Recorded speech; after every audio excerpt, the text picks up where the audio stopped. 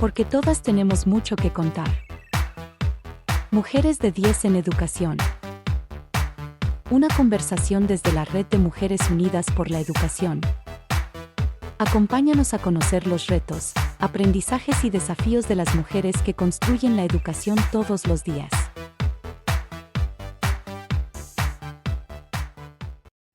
Bien, pues estamos aquí en una emisión más de Mujeres de 10 en Educación. Hoy tenemos una invitada muy especial que queremos compartir con ustedes porque tiene una gran trayectoria en un tema muy interesante que ella misma nos va a platicar. Es Alejandra García Aldeco. Hola, ¿cómo estás, Alejandra? Hola, muy buen día, muy bien, gracias, muy contenta de estar aquí. Muy bien, pues Alejandra, ¿por qué no nos comentas quién eres, te presentas? Sabemos que tú eres doctora en tecnología educativa, pues cuéntanos un poquito de tu trayectoria. Claro que sí, soy Alejandra García, soy de Querétaro, desarrollé ahí pues muchos años de trabajo y estudio en la Universidad Autónoma de Querétaro, es mi casa formadora. Ahí estudié psicología educativa primero, luego una especialidad en desarrollo y aprendizaje. Y luego me especialicé, bueno, hice la maestría también, en específico en didáctica de la lengua y las matemáticas. Y también en esa institución hice después el doctorado en tecnología educativa. Así que, pues, gran parte de mi trabajo estuvo en ese estado. Actualmente me mudé al sur del país, pero bueno, ahí descubrí mi pasión por la educación y cómo aprendiendo sobre aprendizaje, sobre desarrollo, conociendo todo lo que muchos investigadores saben hoy en día sobre cómo aprendemos los seres humanos, podemos hacer pues la diferencia en las trayectorias escolares de niñas y niños. Y bueno, descubrí que compartir con docentes es una de mis pasiones, así que he dedicado muchos años a un tema en específico dentro de todo este aprendizaje, desarrollo y didáctica, que es la alfabetización inicial. ¿A qué nos referimos con alfabetización inicial? Es cómo las personas construimos el principio alfabético y entendemos que para hablar y escribir español, los fonemas son importantes, la correspondencia gráfica sonora, cómo está constituido nuestro sistema de escritura. Y bueno, ha sido un camino que me ha apasionado y al cual le he dedicado pues ya más de 15 años en específico. Muy bien, pues Alejandra, y cuéntanos más o menos cómo estás trabajando esta parte de la enseñanza del español en los niños pequeños. Cuéntanos un poquito más a detalle en qué edades trabajas, en qué grados, para que la gente que nos escucha pues pueda entender bien por qué es tan importante esta etapa del desarrollo en las personas. Con mucho gusto. Esta historia comienza cuando yo estaba en las aulas de la universidad y descubro en una de las asignaturas que hay muchas niñas y niños que aún yendo a la escuela no saben leer y escribir. Em, en una materia nos pidieron de tarea ir a conseguir a una niña o un niño que estuviera más allá de segundo grado de primaria y aún no aprendiera a leer y escribir. Y yo pensé, bueno, voy a tener que ir muy lejos, seguramente a una comunidad pues alejada de la ciudad de Querétaro, o va a ser complicado si encuentro a una niña o un niño en esta condición, quizá tenga un diagnóstico específico que va a ser eh, complejo tratar. Y me encontré que en la escuela más cercana a mi centro de trabajo en ese momento había 11 niñas y niños con esa condición. Eso abrió una puerta enorme para que pudiera ver junto con mi colega Valentina Uribe esta problemática y decidimos comenzar a crear una fundación que se llama Zorro Rojo y que se dedica a atender a estas niñas y niños porque pues hay que visibilizarlos. O sea, vimos que es un problema enorme en nuestro país y que compartimos con otros países de Latinoamérica. Entonces eso hizo que uniéramos esfuerzos y que nos fuéramos organizando para crear una fundación. A ver, Alejandra, para que entienda bien la audiencia. Sí. Entonces, estuviste en Querétaro, en una ciudad bien, digamos, en el centro del país y trataste de conseguir niños que iban en segundo de primaria y no sabían leer y realmente te tocaste con un gran porcentaje en esta situación, ¿no? Así es, sí, de que tuvieran más de 7 años y que no supieran leer y escribir. Y encontramos que en una escuela pública del centro de la ciudad de Querétaro, donde había un grado, un grupo por grado, había 11 niñas y niños en esta situación. Y eso abrió una puerta muy grande para visibilizar esta problemática y Perdón la actualmente, interrupción. sí, sí, ¿Era un sí. salón de cuántos niños para entender un poquito el porcentaje si había 11 niños que no podían? Claro. Bueno, en México los grupos son aproximadamente entre 35, 37 niñas y niños en promedio. Cada vez se ha ido empujando a que haya menos niños por adulto en Entonces un salón de podríamos decir clases. aprox que era como un 40% de niños del salón que no sabían leer. Sí, aproximadamente. Y esta problemática, pues la hemos ido documentando. Y hoy encontramos que 3 de cada 10 niños están en esta condición y que hay muchos niños que van a la escuela de forma regular, que no tienen un diagnóstico específico, pero que no han aprendido a leer y escribir.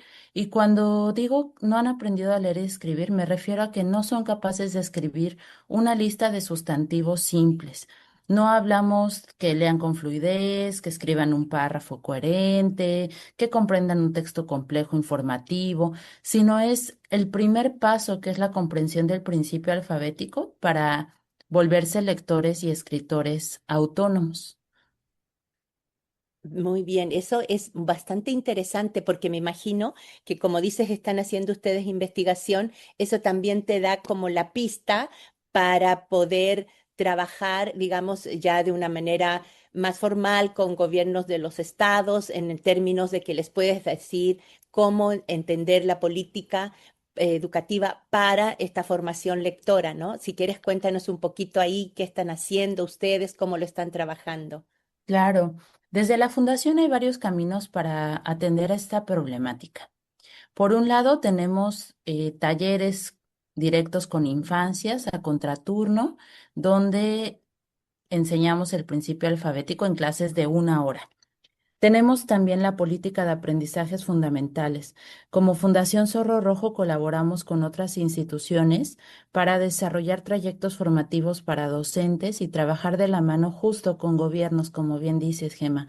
La política educativa es un camino muy poderoso para transformar a profundidad el sistema educativo y para apoyar en la especialización, porque bueno, son muchas tareas las que se hacen desde la educación pública y la labor que nosotras tenemos es acercar a los maestros y a las figuras de acompañamiento, a directivos, supervisores, información especializada sobre cómo se aprende a leer y escribir para que existan herramientas en el aula que permitan en primero, pues acelerar el proceso de alfabetización. Idealmente una niña o un niño terminando primer grado tendría que leer, tendría que escribir de forma autónoma para en segundo comenzar a desarrollar convenciones de la lengua. Le llamamos así a la puntuación, a el uso correcto de mayúsculas, a la segmentación de palabras, pero queremos que también los docentes que tienen segundo, tercero o cuarto, quinto y sexto puedan detectar quiénes de sus estudiantes necesitan apoyo para consolidar el proceso alfabético y se sientan capaces de atenderles. Porque muchas veces lo que pasa es que si tú eres maestra de cuarto o quinto grado y tienes niñas y niños en esta condición, se sienten imposibilitados. Muchos tienen muchos años ya en ese grado y dicen, híjole, a mí no me tocaba, ¿no? Y estas niñas o niños debieron aprender antes, ¿y ahora qué hago? Y hay mucha inseguridad y lo que queremos es que todos se sientan capaces, también porque en México la rotación de docentes es muy frecuente. Un ciclo escolar te puede tocar quinto, otro ciclo escolar segundo. Entonces, la alfabetización es un derecho clave que para la educación básica te va a permitir aprender. Entonces, es importante que todos los maestros se sientan capacitados para poder acompañar estos procesos. Oye, Alejandra, y tengo entendido que ustedes trabajan también específicamente con algunos estados y bueno, me imagino que ahí tendrás como muchas experiencias, habrás aprendido mucho de este trabajo, digamos, primero entiendo que fue tipo piloto, pero que ahora ya están formando trabajo muy, digamos, mancomunado con lo que serían los gobiernos, los profesores. Cuéntanos un poquito, si quieres, alguna experiencia que te haya sido importante, relevante, que quieras compartir con la audiencia. Claro, esta política de aprendizajes ha sido muy interesante porque tiene un modelo de irse escalando. La intención es que cada año tengamos relación con los gobiernos y que durante 4 o 5 años se les acompañe de forma muy cercana para que las herramientas que vayamos compartiendo se queden en el Estado. Entonces, una pieza clave de esta política es habilitar a equipos que ya trabajan en las secretarías de educación para que una vez que nosotros nos retiremos se quede con éxito la implementación, los trayectos formativos, la evaluación. Otro punto muy importante que ha sido un parteaguas es tener una evaluación formativa que permita dar cuenta de cómo es el proceso de alfabetización y que cada escuela, cada maestro conozca estos datos y se trabaje con base en evidencia, que se comparta con las familias, que cuando uno se acerca a la escuela sepan cómo va este proceso de alfabetización. Este dato era invisible, Gema. Hasta hace unos años no sabíamos cuántas niñas y niños estaban en esta condición, porque el INEGI valora el analfabetismo a partir de los 15 años de edad. Antes suponíamos que todas las personas, pues por estar en la escuela, iban a aprender a leer y escribir. Entonces, hacer visible este número ha sido muy importante y un paso, pues muy grande que han dado las entidades para trabajar con base en números, con base en cifras y poder valorar el éxito de esta política es que niñas y niños aprendan y que una vez que nosotros nos retiremos, nosotros y otras organizaciones que están y que además, bueno, agradezco a todos los financiadores que lo hacen posible, ¿no? Una vez que nos retiremos, se queden estas capacidades instaladas en los estados. Y quería preguntarte algo importante. Porque ustedes trabajan con niños pequeños, ¿no? De primero, segundo grado. Y en general, en esa etapa de la vida, los papás, las mamás están muy presentes todavía en las escuelas, les gusta saber cómo se involucran. Después ya se van alejando y van dejando a los niños de forma más autónoma para el aprendizaje. ¿Cómo manejan ustedes de esta parte del fomento a la lectura, digamos, el trabajo, la relación que se debe de tener con los papás y las mamás? Ay, me encanta tu pregunta, Gema, gracias, porque la lectura es una parte fundamental de esta alfabetización temprana.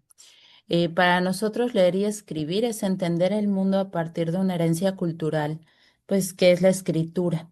Y la lectura es una oportunidad muy amorosa de acercar a las niñas y niños a esta cultura letrada. Nosotros tenemos un programa en específico que se llama Tipi Lector, son círculos de lectura con las familias. Es la oportunidad de acercar a las familias a la escuela, de que haya pues disfrute a través de los textos, que se viva en primer plano, cómo los libros nos ayudan a pensar, a sentir, a reírnos, a unirnos.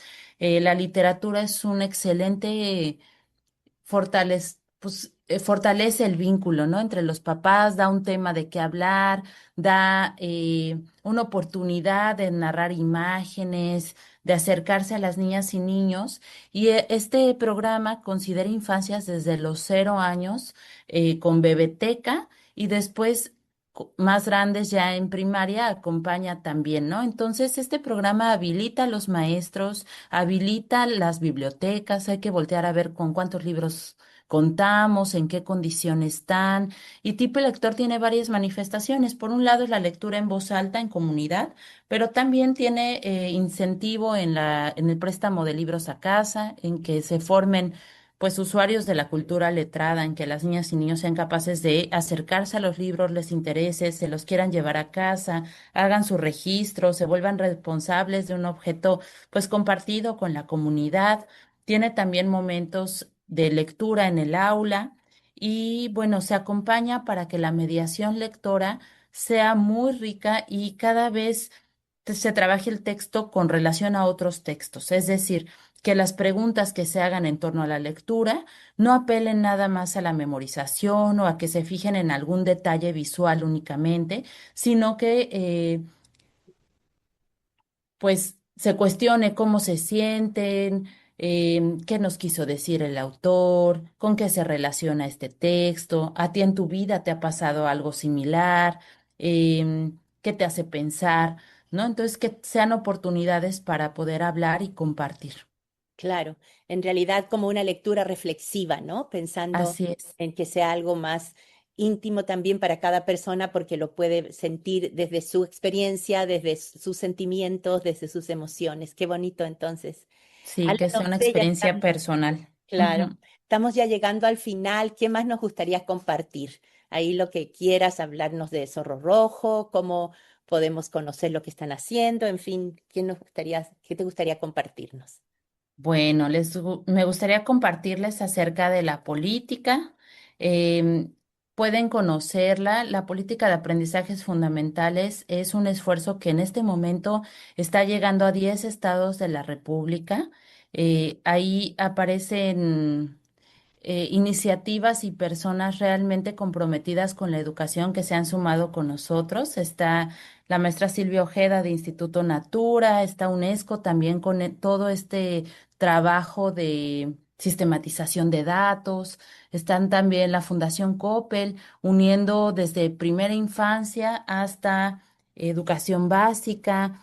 Y bueno, conocer a través de la página de la política de aprendizajes fundamentales y de las secretarías, acercarse también al material gratuito que tenemos por parte de la Fundación Zorro Rojo. Tenemos muchos manuales para trabajar la alfabetización inicial y bueno, pues son bienvenidos a formar parte de nuestra comunidad.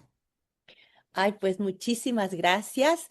Estuvo muy, muy interesante. Estos temas siempre apasionan a todos los que estamos comprometidos con la educación. Así que pues te agradecemos muchísimo, Alejandra, esta entrevista. Y bueno, pues los esperamos en otras emisiones de Mujeres de 10 en Educación y nos despedimos de Alejandra. Que estés muy bien. Gracias. Muchas gracias, buen día.